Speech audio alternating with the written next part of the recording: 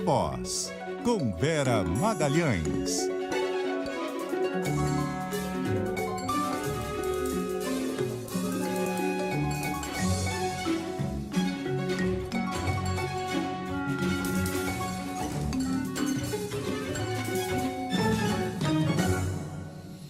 Vera, nas nossas Olá. telas.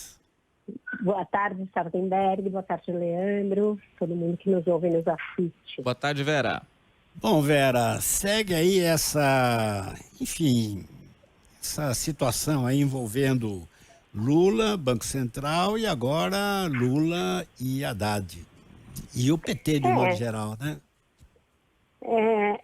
É muito surpreendente a birra do presidente, se é que foi isso mesmo, de não comparecer a um evento da Caixa Econômica para dar alguma espécie de puxão de orelha no ministro da Fazenda, né, Sardenberg? Isso coloca aí outras camadas de gravidade nessa crise que o Lula está criando por si próprio, uma crise que não tem a menor razão de existir. Se você olhar, a ata do Banco Central, de fato, ela não é hostil ao governo. O ministro está certo quando ele diz isso. Ela tem lá vários itens que mostram uma boa vontade da autoridade monetária em aguardar as próximas sinalizações do governo em relação à política fiscal.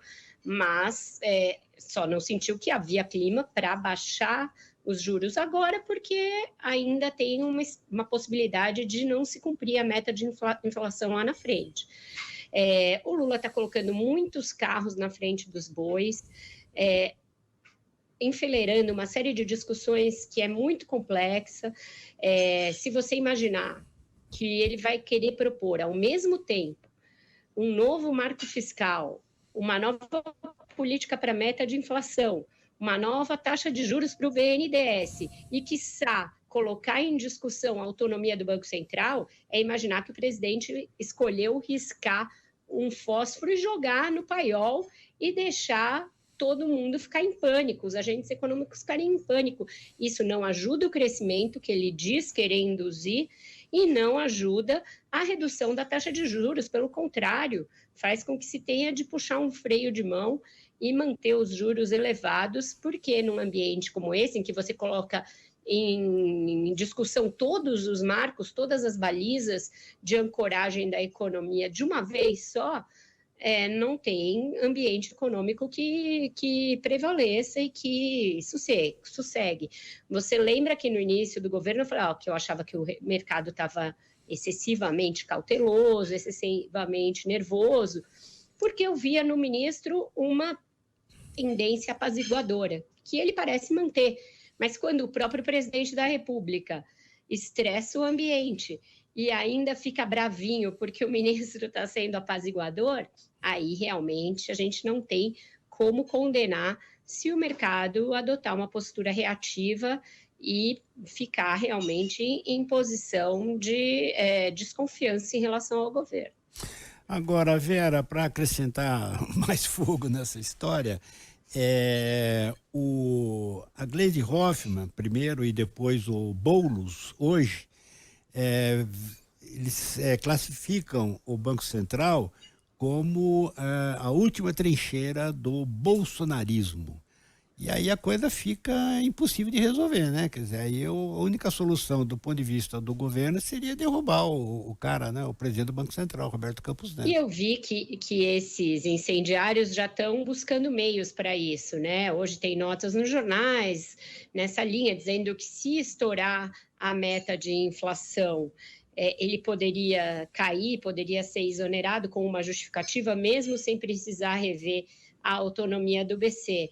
Só que aí é o tipo da profecia autoinduzida, né?